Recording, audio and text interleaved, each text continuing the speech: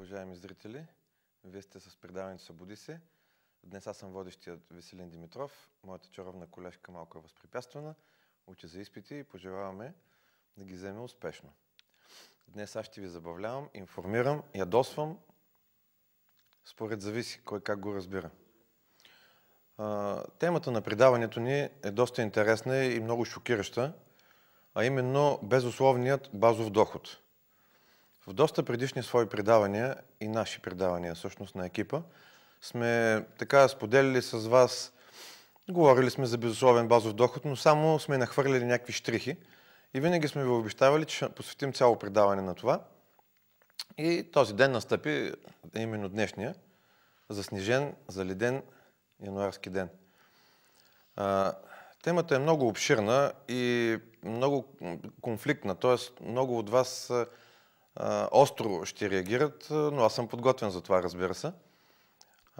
Съветвам тези, които обаче не са така гневни и крайни, внимателно да изслушат всичко, след което могат да си потърсят информация и в други медии, и в интернет, така нататък, за да проверят моите думи и въобще за да се информират, да имат позиция.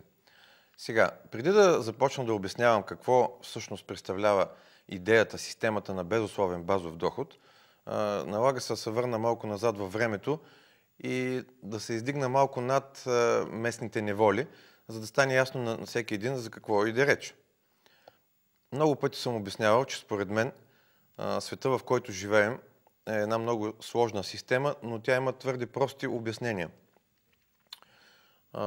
Цялата Земя се управлява, според мен и хора, които поддържат тази теория, се управлява от шепа индивиди, бих ги нарекал, които никога няма да видите по телевизията. Те интервюта не дават, не се снимат, не се усмихват.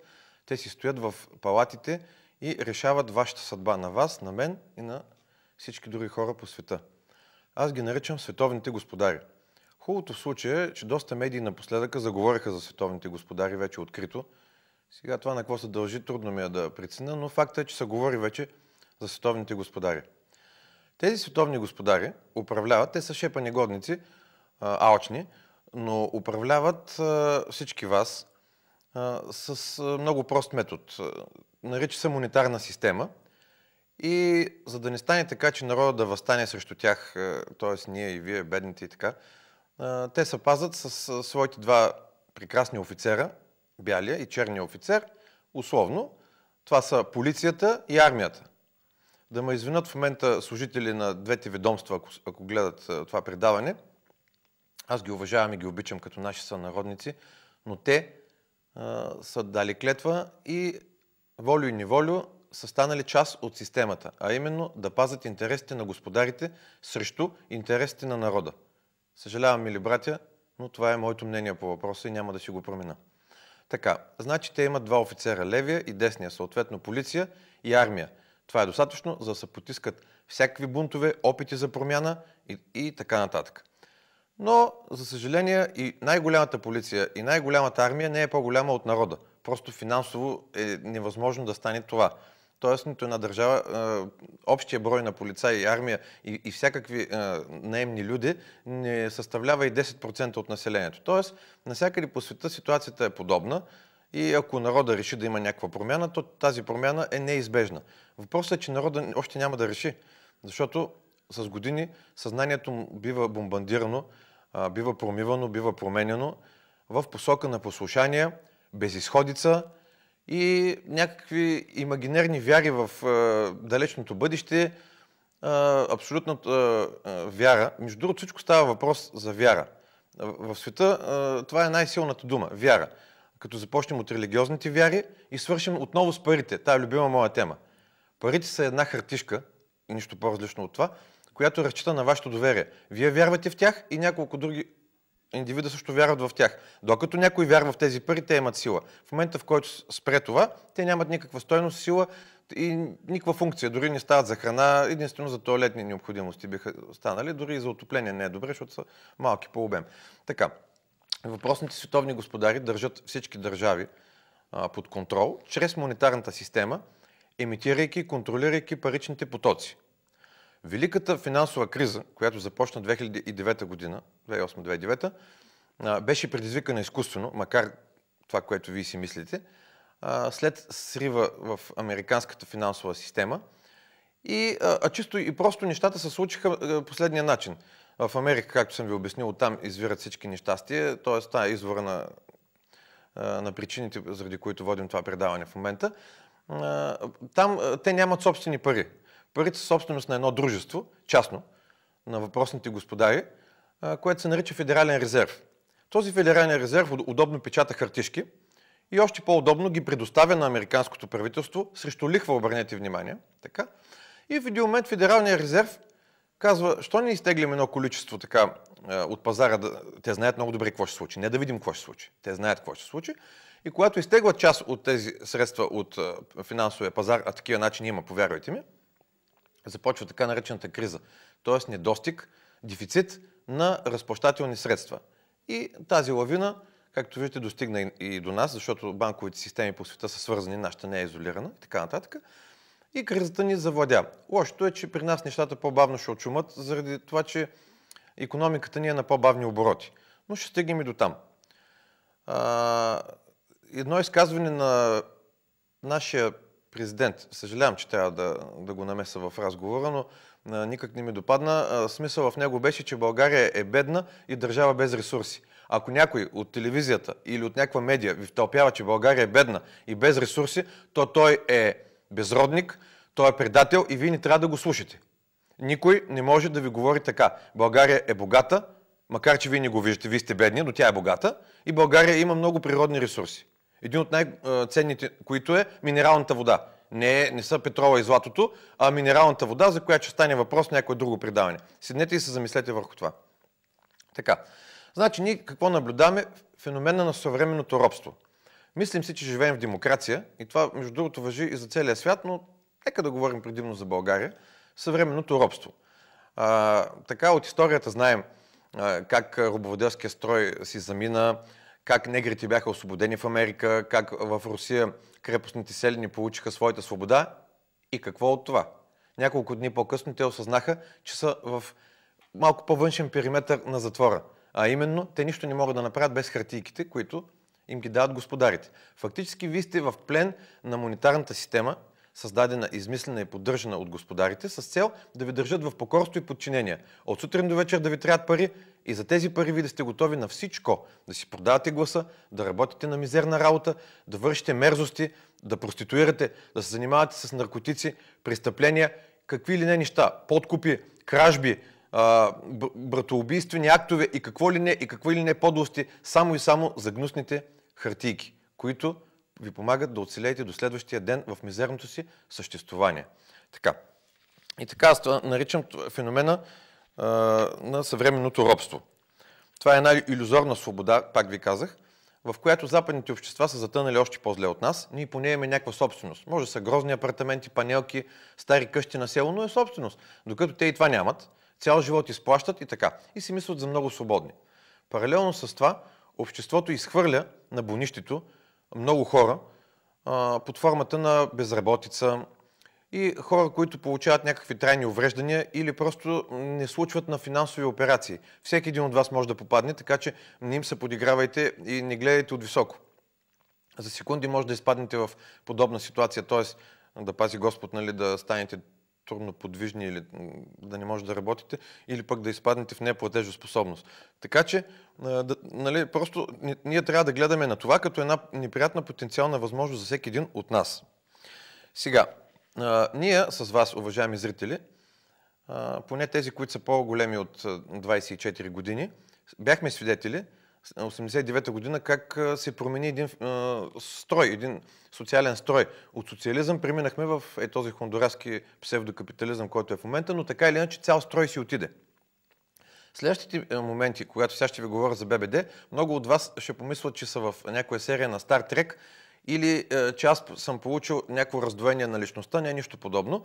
Аз знам какво говоря и за мое щастие милиони хора го споделят. В България още не е позната тая тема. Ако аз бях застанал 89-та година, август месец на екран и ви кажа, че любимия ни Тодор Живков, тато, ще си отиде и от социализъм ще станем капитализъм, щях да бъда първо в ГУЛАГ, извергнат, разкъсан, изгонен от студиото и замерен с какво ли не. Но ето това се случи и всички бяхме свидетели. И ред други неща мога да дам примери, когато хората не са били готови да ги чуят тези истини. Сега съм седнал при вас, за да ви кажа няколко истини, които съм прочел и тази програма, която в момента, нали, така върви.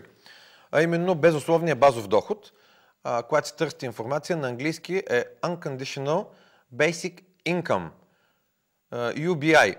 В тези съкръщения, на български има данни, има сайт, и на запад, и на латиница пак има данни, може да си ги потърсите.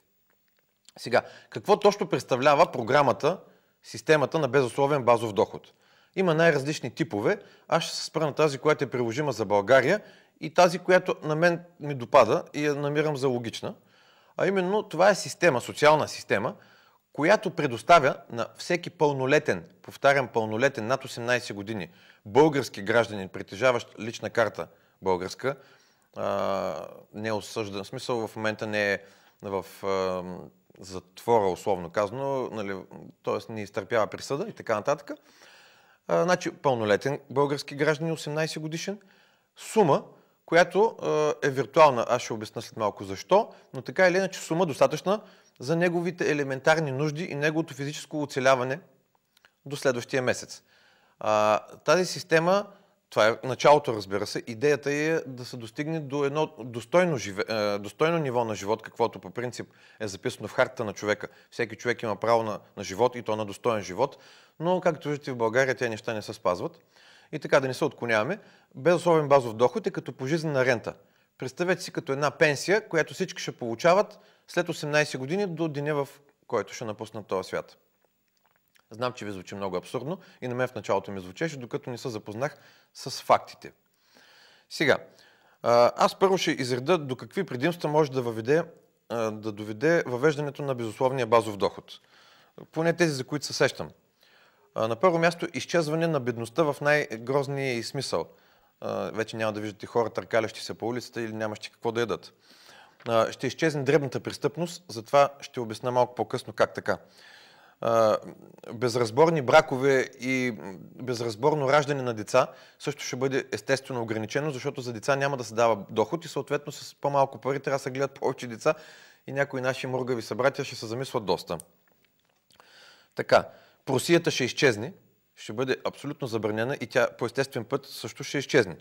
Безработицата вече няма да е интересен фактор, защото всеки ще има доходи и ще работят само тези, които могат, които искат да се развиват. И то само на някакви дейности, смисъл и позиции, които ще им осигурят един приличен доход. Възрастните хора ще могат да си отдъхнат, а не да чакат до 70 години и да продължават да работят с 100 болести и да вземат мястото на младите, които пък в това време не могат да направят семейство, защото нямат какво да ядат. Освобождава се мястото за младите, както казах. Ще има подем в икономиката и това ще го обясна. Спиране на измамите с ДДС, също трябва да го обясна. Намаляне на администрацията, много важен фактор. И осветляване на сивия сектор. Също така ще спомогне за завръщане на голяма част от нашите сънародници, които са зад граница, защото там няма какво да правят при това положение. Ще има много повече възможност за спорт и за творчество, във всичките му смисли, и ще има психологическо успокоение. Не е тайна, ви излезте на улицата, ще видите навъсените физиономии на хората. Ние сме с най-тъжния поглед на света, това отдавна се знае. Всичко това ще се промени, самоубийствата са ежеседмични, от отчаяние, от липса на мотивация и така нататък. Така, значи, как е дошла идеята, на кой въобще му е дошла тази идея и защо се оформила тя? Както знаете, след индустриалната революция, в началото на 20 век, края на 19, началото на 20, изведнъж машините заместват човека в много направления. Тяхната производителност е в пъти по-голяма от човешката и съответно те не се уморяват, не изискват почивен ден, могат да работят денонощно, няма нощна смяна за тях. Така че машините започват да произвеждат все повече, но потреблението не нараства със същия темп, с който производството. И вече в западния свят те се задъхват.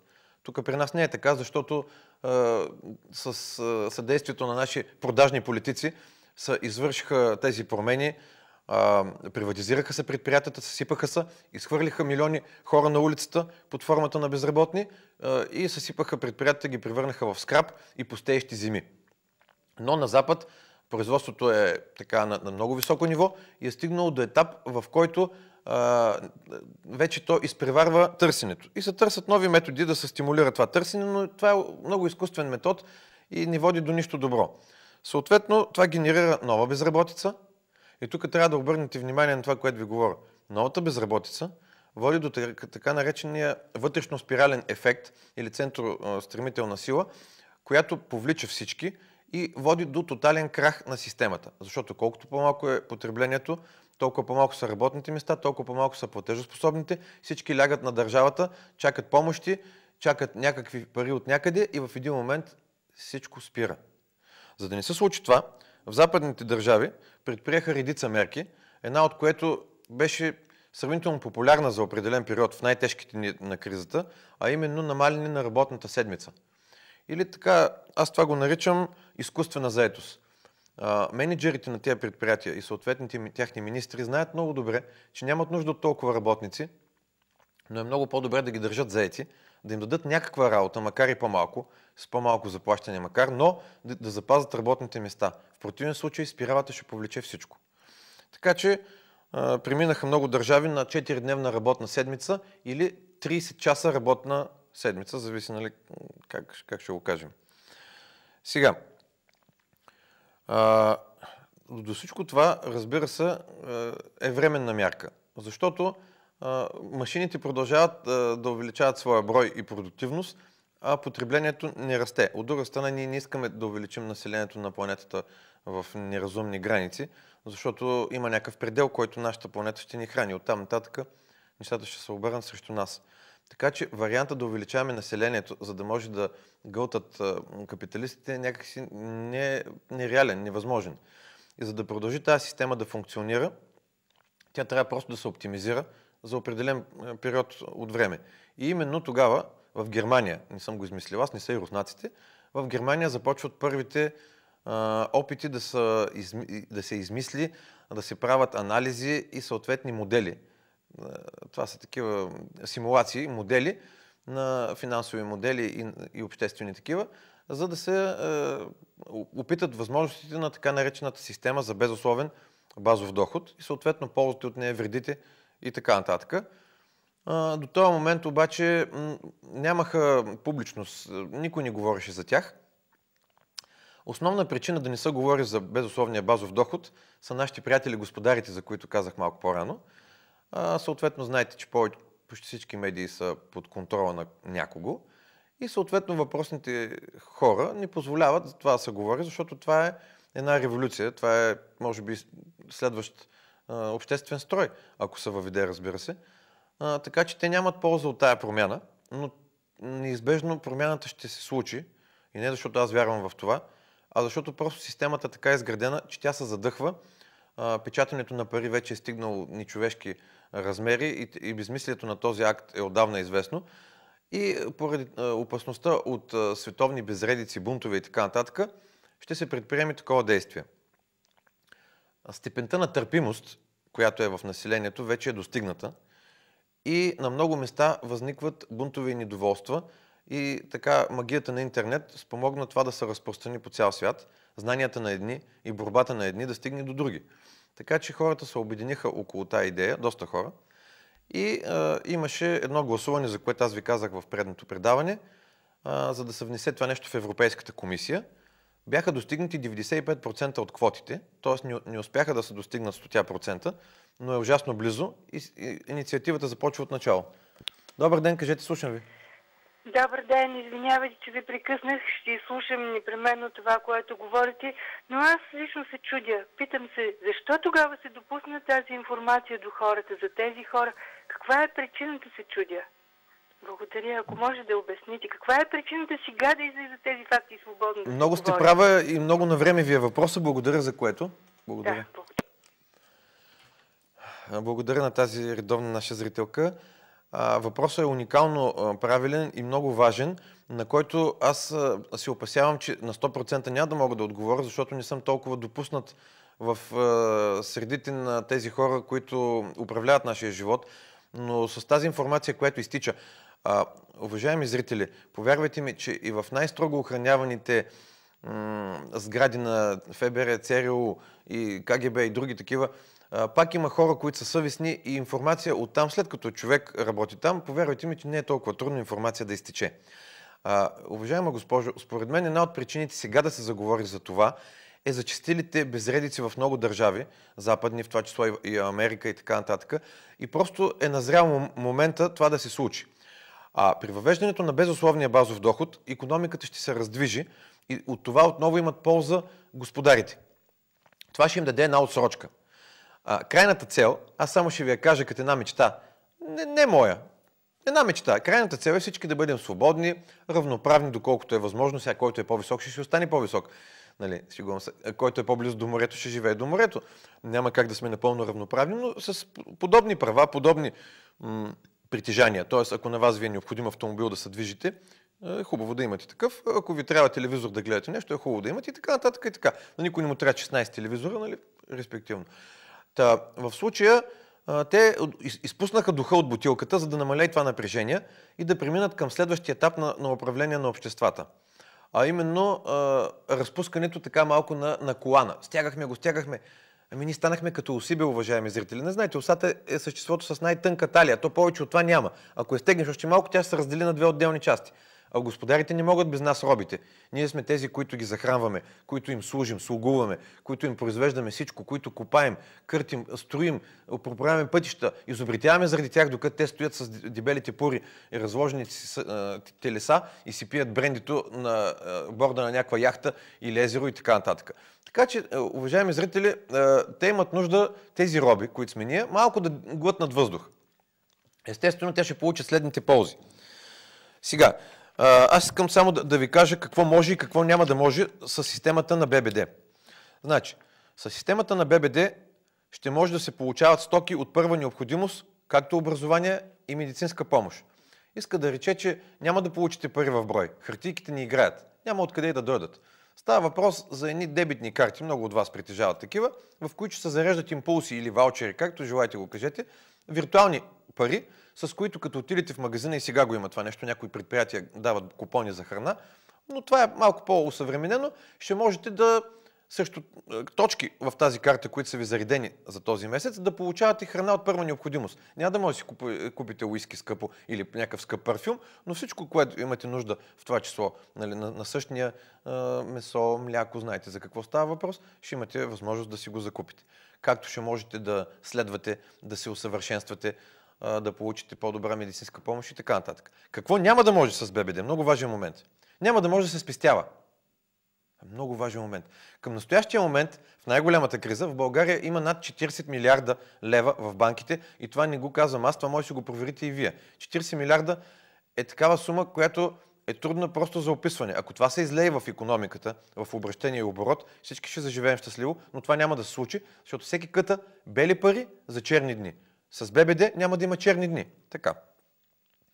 Няма да може да се открадне. Какво като ти вземат дебетната карта? Тя е със специфичен пин-код, обвързани с твоето ЕГН. Като отиш на каста, светва, че не си ти, лека нож деца. Нищо не може да направиш с това ББД. Това е свързано и с дребната престъпност. Защо ще изчезне тя?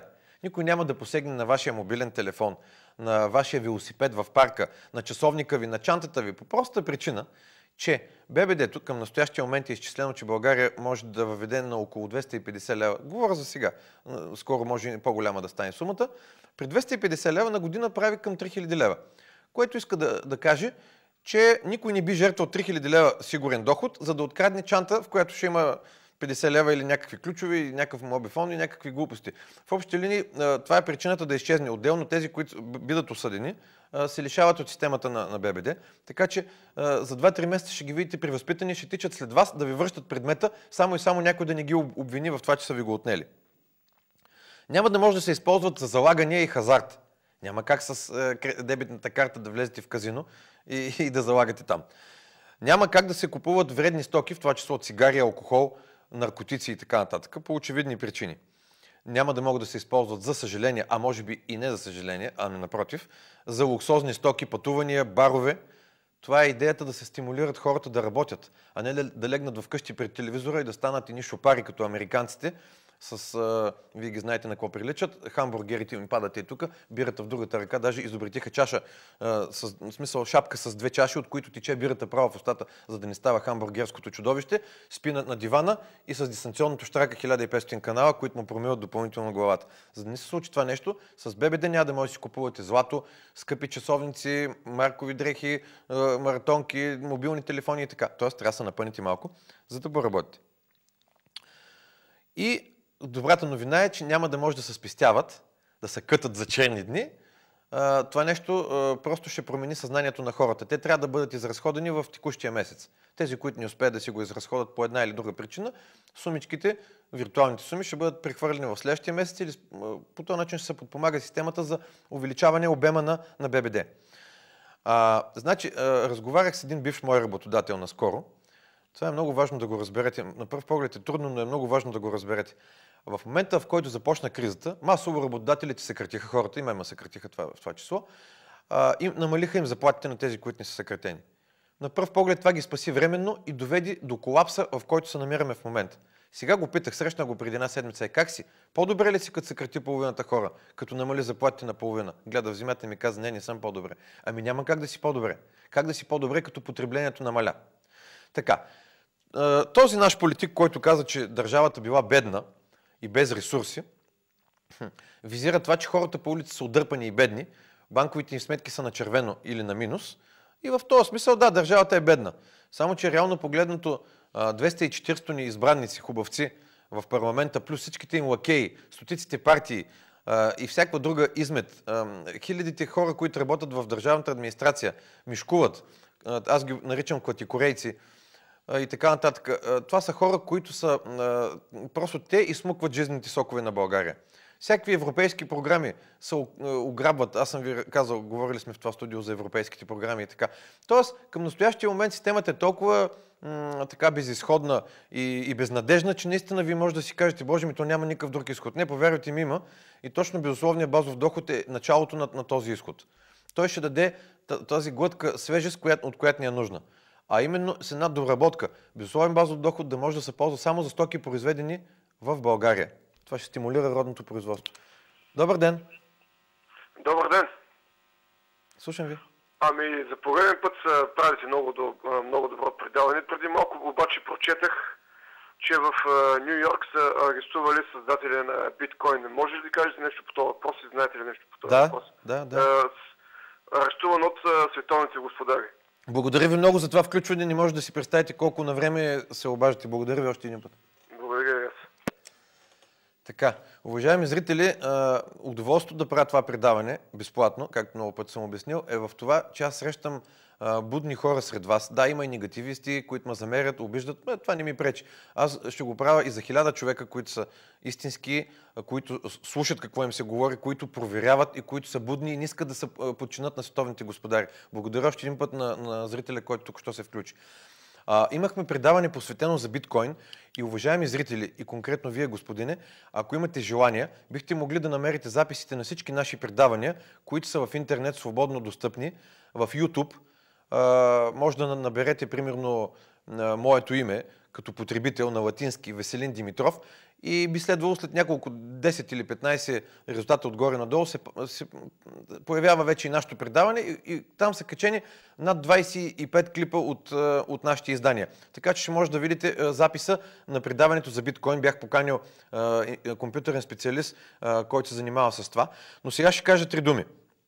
Биткоина, налага се да го кажа, е нещо, което беше първия опит за съпротива от хората, обикновените хора срещу световните господари. Изместване на монетарната система. Беше много силно законспирирано, създателят беше с фалшиво име, прикриваше своите следи през сървъри. Това е малко сложно да ви го обясня, но нека да го кажем така. Всеки един от вас, който пише нещо на компютъра и си мисли, че може да напсува някой политик и това да му се размине, не е точно така, защото те имат система, по която могат да проследят точно от кой компютър е излъчено това послание.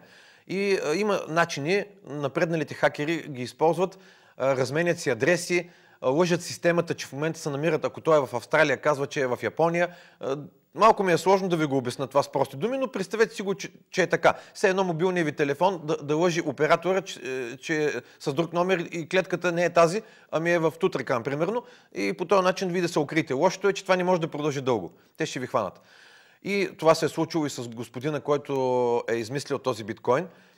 Това са електронни виртуални пари, които имаха за цел да разклатат до някаква степен прогнилата монетарна система и да дадат алтернатива на обикновените хора като вас и мен. А предимствата на биткоина са следните. Биткоина е виртуално средство за разплащане, което е като кредити на електронни игри. Всички сте играли, знаете, като достигнете някакво ниво, играта ви набира някакви кредитчета и така. В случая обаче вие не може да си ги набирате просто е така. Може да ги размените за реални стоки и услуги. Може да ги размените, нали, първоначално, ако желаете да притежавате биткоини, за хартиените си пари от джоба, които утре могат да нямат никаква стойност. Помните в България, когато стана хиперинфлацията, какво стана с нашите пари. Така че, примерът е още жив сред вас. Аз си пазя банкноти с 5 нули отзад и вероятно и вие си пазите, всички бяха милионери. За да не ви се случи това, може с хартийки днеска, печатани от господарите, да си купите електронните биткоини, което е във виртуалното пространство. Другия начин е чрез мощни компютри.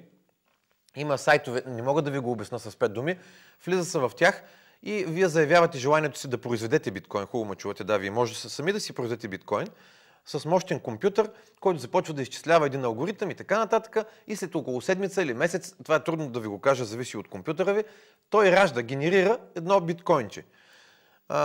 Като всеки път този алгоритъм става все по-сложен. Привъртам детайлите, които ще ви отекчат, и отивам на същността. Същността е, че алгоритъмът така е създаден, че не може да бъде копиран, не може да бъде злоупотребено с него. Тоест, не може безконтролно всеки да си създаде биткоинче и това да доведе до инфлация. Господарите поводяха от това, защото това е система, която е напълно противна на тяхната. Второ, тя ви дава пълна анонимност, доколкото е възможно, е явно в анализа го човека, но ви даваше доста голяма анонимност, защото вашите портфейли не бяха по име, а по много сложен кодиран номер, който се съхранява на хиляди компютри и така нататък. И това изобщо не им харесваше, ма никак. Ще ви кажа още нещо много интересно. На световната борса, на която аз така съм зрител, не участвам с пари, но наблюдавам движенията, графиката на биткоина за последната година изглежда нещо такова. Приведено на по-прост език, започна с позиции от $113 и достига позиции от порядъка на $1600-700. Ако не съм точен в цифрите, не ги взимайте за чиста монета, може да си ги проверите. Говоря ви за колосални суми. Тоест, най-просто казано, вие да не разбирате от бизнес, ако бяхте се обърнали спестяванията, които криете, кой знае в кой дюшек, буркан или в някоя наша банка, която ви ги изяжда с инфлация, ако бяхте обърнали 2-3 хиляди лева, най-условно казано в биткоини в началото на годината, то сега щяхте да имате към 20 хиляди лева. Напълно съм сериозен. Отделно има сайтове, вероятно ви знаете, нямам право да ги кажа заради такива условията тук в телевизията, че нямам право да го кажа това нещо. Закон за съобщенията не ми позволява, защото ще се категоризира като реклама. Има сайтове, вие може да си ги потърсите. В България съществуват онлайн магазини, в които може да пазарувате с биткоин. Тоест, привеждате електронните парички, условно казано, и получавате реална стока с куриер у вас. Било то каквото желаете, някаква стока реална. Отделно може да ги осребрите по някакъв начин чрез банки и други. И така.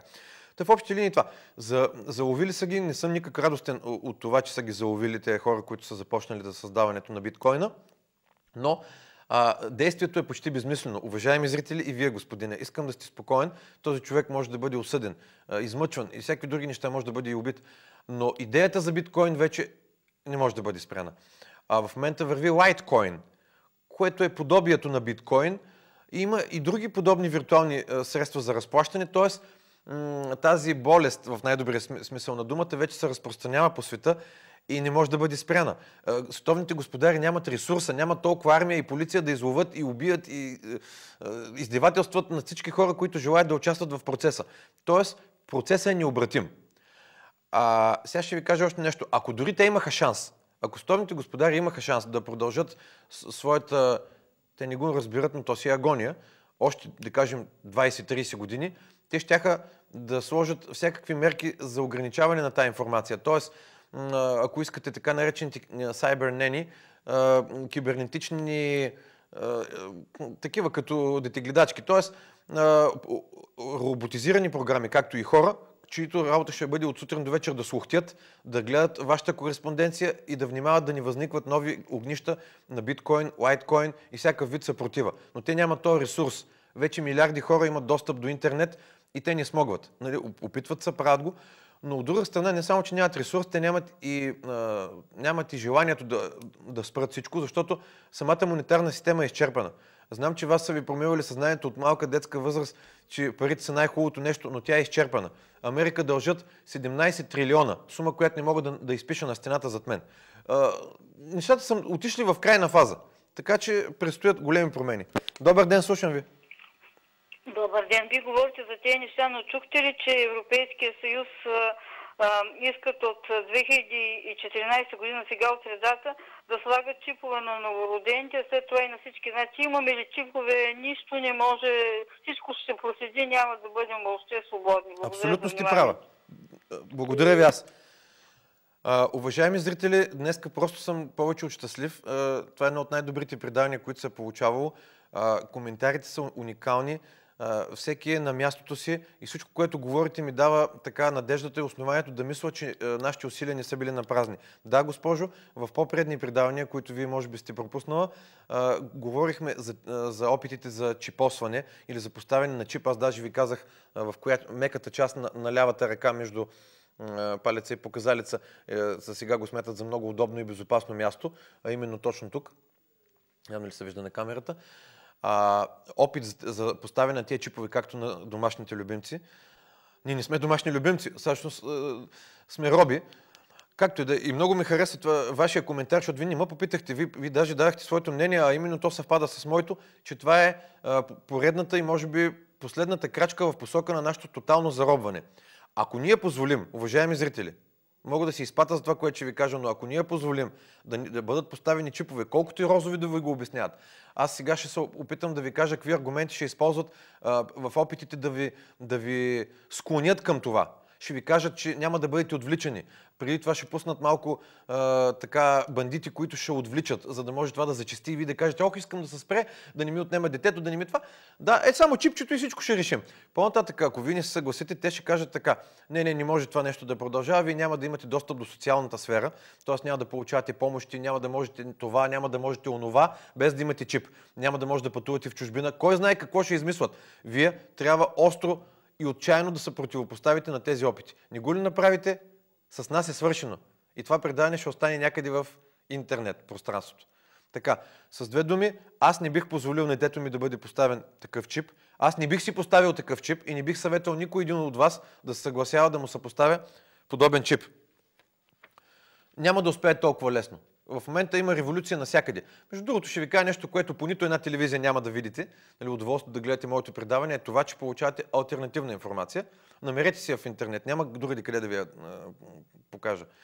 В Мексико, в един щат, който не мога да си спомня, понеже корупцията е стигнала до нечовешки нива, т.е. по-високи дори от българските, колкото и да ви е трудно да си го представите, полицията и наркотрафиканти са сляли до такава степен, че на народа му е станало непосилно и съответният щат в Мексико се е дигнал на бунт и обърнете внимание, гражданите са арестували полицаите. Ще остане няколко секунди да помислите върху това изречение, защото то е епохално. Гражданите са арестували полицаите. Те са на земята с вързани ръце от цивилното население. Тоест, гражданите са взели нещата в свои ръце до момента, в който правителството не са намеси и не са въдвори някакъв ред. Тоест, в целия свят, както в Украйна и на други места, вие гледате, навсякъде има бунтове и това нещо лесно няма да мине. Както опитите за маргинализация, за тотална корупция в съзнанието, тотално подриване на морала, което опитват чрез гей бракове, инцести, педофилия и всичко това, което опитват да ни наложат, ние няма да го позволим. Поне България съм сигурен, че ние няма да го позволим и ще се борим до край. Просто не се съгласявайте, борете се с ногти и зъби, с което можете. Така, сега искам да ви кажа нещо за Швейцария, която винаги ще дам за пример. Тя е малка китна държава, но е с много висок стандарт. Значи в Швейцария на април 2013 вече започва усилено и така поставено на дебат въвеждането на безусловен базов доход в размер на 2000 евро, който те могат да си позволят такъв. И във връзка с това имаше страхотна акция, за която някои медии я отразиха, вие може да си намерите клиповете. Един огромен камион с монети от монетния им двор, над 350 хиляди евро в монети, 8 милиона къса, 8 милиона малки монети, беше изсипан демонстративно пред парламента от активисти на нито една партия, просто това са хора, граждани, които искат да покажат, че парите са за всички и това робство трябва да спре. Ще цитирам едно изказване на професор, част от изказването на професор Кръстю Петков, за да не ви отекчавам, относно ББД. Запитане, защо безусловният базов доход не е утопия? И професор отговаря така, защото това е ефикасен метод за отслабване на натиска на недоволството, т.е. към господарите, това им е угодно. А често пъти и за преодоляване на проблема с безработицата. Обясних го защо. В момента хората търсят каквато и да е работа, стига да им носи някакви доходи. И това стана стил на поведение от 2 десетилетия. Масата от хората работят не това, което искат и това, което са учили. Този безусловен базов доход, който ще бъде диференциран за всяка отделна страна, по очевидни причини, няма да отива да осигури луксозен или мързелив живот на нечия чужда издръжка. Доказано е при пилотни проекти, че тези пари отиват основно в потребление.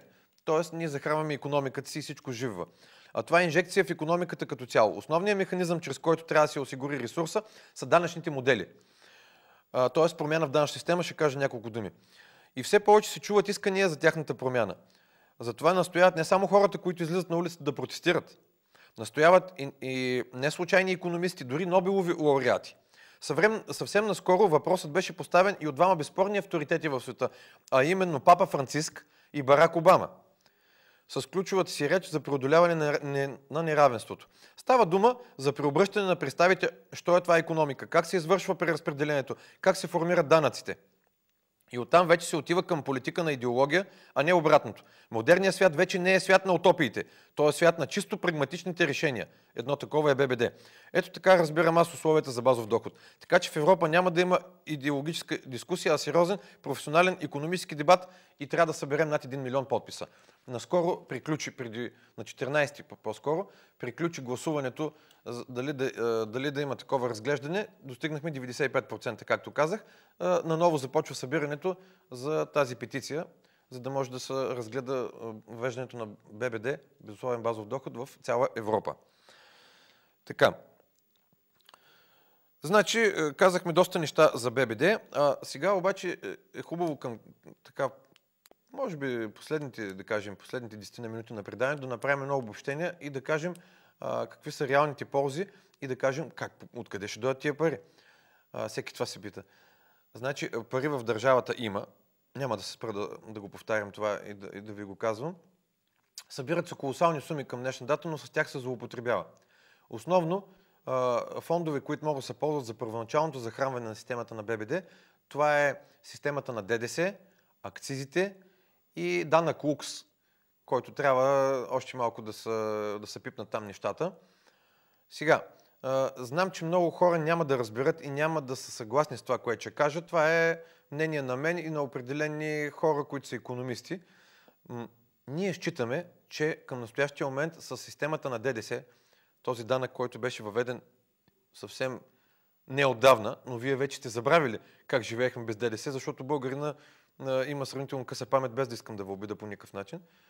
Но до 1995 година, 1995 година в България нямаше ДДС. Живяхме чудесно, никой не умираше. Нали? Ето сега имаме ДДС. ДДС-то е косвен данък, реално погледнато върху цялото потребление. В размер в България е 20%, в други държави има 18%, има 21%, 22% и различни. В България 20%. Сега, искам да ви кажа нещо много важно. Ако сумите, които постъпват от ДДС, започнат да се преразпределят към системата на безусловен базов доход, нещата изведнъж ще се подобрат. Към настоящия момент, вие не знаете, но голяма част от вас не знае, че един сектор успя да се измъкне от лапите на ДДС до някаква степен, разбира се. Това е сектора на туризма. В туризма от една година, мисля, че е въведен 9% ДДС. Щом за едни може и за други ще може. Идеята ни е първоначално диференцирано ДДС върху лекарства, храни, стоки от първа необходимост, както е в цяла Западна Европа. Е така. Затова там храните са по-евтини отколкото в България. И всичките ви роднини и вие като ходите се чудите как е възможно това нещо. Да, това е възможно на базата на ниското ДДС и субсидирането на тяхната продукция. Но това е тема за друг разговор. Тук говорим за ДДС-то. Какво се получава на практика? ДДС-то е като горещия картоф. Плаща го последния по веригата. В случая дребния консуматор. Също като плоския данък. Беше въведен от едни демагози, които под привидната идея, че плоското е равенство, успяха да ви убедят и никой не възстана срещу въвеждането на този изключително несправедлив данък. По този начин той облагодетелства богатите и съсипа бедните, като не им остави един праг на бедност, под който да не бъдат облагани, като не им даде никакъв шанс за развитие. Така също нещо е с ДДС. Към настоящия момент всяка една уважаваща себе си мастита фирма е регистрирана по ДДС. И тяхните собственици, управители и много други хора се възползват и злоупотребяват с ДДС. Какво имам предвид? Злоупотребяват по няколко начина. Чисто фискално, като го източват. Източват го с фалшиви фактури, фиктивен износ и най-различни неща. Задлъжняват държавата с фирми, които прехвърлят на неграмотни роми и изчезват. Кой го плаща това? Вие и аз. Така. Какво се случва по-нататък обаче? Когато вие сте един обикновен гражданин и още по-лошо пенсионер, вие плащате за всяко нещо с 20% надценка, т.е. ДДС. За всяко нещо. За водата, за храната, за тока, за каквото ви дойде на акъл, за дрехите си, за евентуалната кола, която се опитате да купите и какво ли не и какво ли не. А в същия момент има хора, които злоупотребяват с това. Успяват с много добри счетоводни хватки да осчетоводят това ДДС като фирмен разход. И си го възстановяват.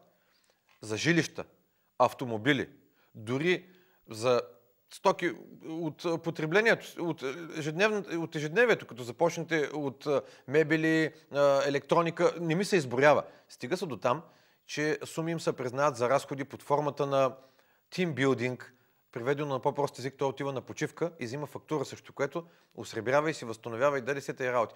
Тоест, тези хора с възможности злоупотребяват с възможността да си възстановят това ДДС на гърба на вас, които вие никога няма да си го възстановите. Те живеят в живот без ДДС, ползват горива без ДДС, а вие се чудите как да заредите на 2,65, нали? Докато те зареждат гориво на 2 лева богатите. Имаме последен зрител. Добър ден, слушам ви. Добър ден. Слушам ви. Ангелов съм. Да. Искам да ви поздравя за предаването.